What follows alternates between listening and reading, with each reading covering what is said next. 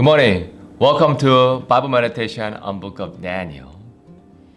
So yesterday we talked about where King Nebuchadnezzar had a dream and Daniel interpreted the dream. And now we're going to talk about the meaning of the dream.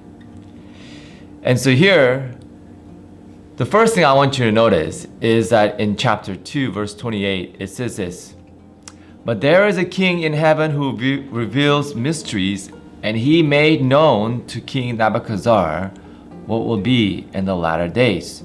Your dream and the visions of your head as you laid in bed are these."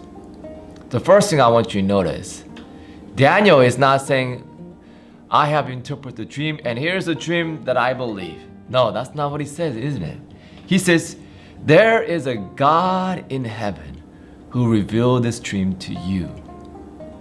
And so here Daniel is glorifying God.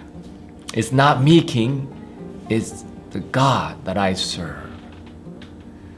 And I love that attitude because ultimately it's not about what we did, it's about what God did. Now let's talk about the dream.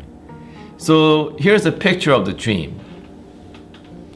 And so the first part of the dream is the head of the gold, which is the King Nebuchadnezzar.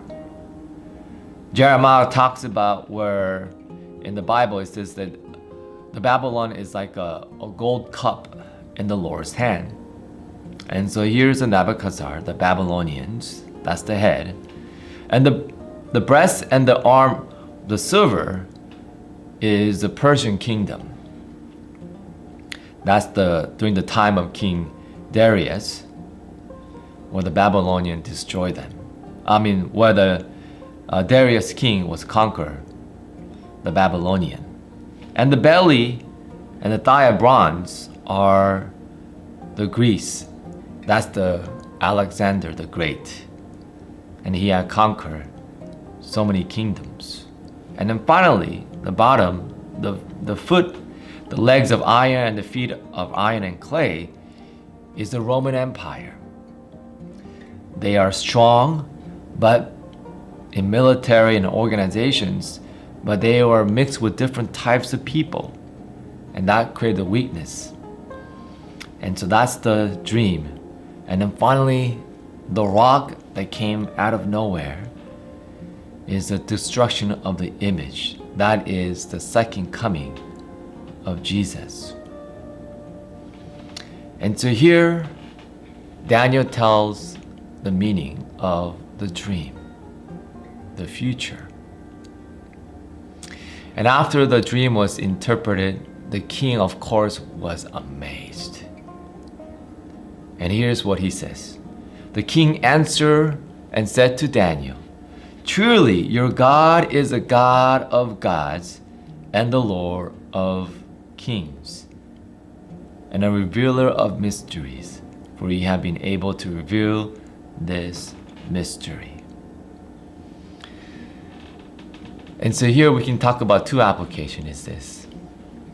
You see, when Daniel glorified the Lord, even the secular people like King Nebuchadnezzar, they were amazed.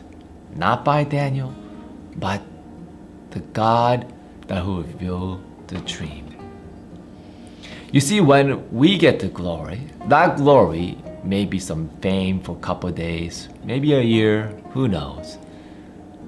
But I bet you that glory is going to fade away like a flower in the fields. Think about it.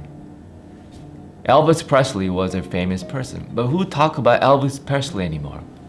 Kids right now talk about BTS more than anybody else. The fame will fade away in the end, but the glory of God will last forever. You know why? Because the Word of God lasts forever. We still talk about Jesus. Even thousands of years after Jesus died, we still glorify God.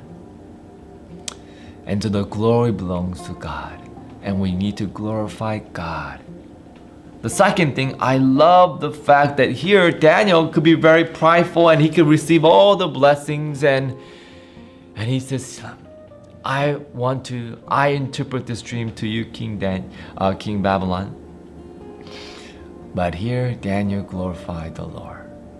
And that is tremendous of humility.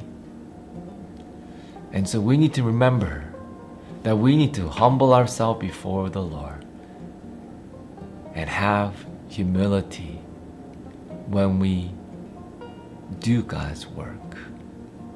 Jesus talks about in the book of Matthew where when you give somebody a gift, don't blow a trumpet and tell everybody how wonderful you are, but do it in secretly.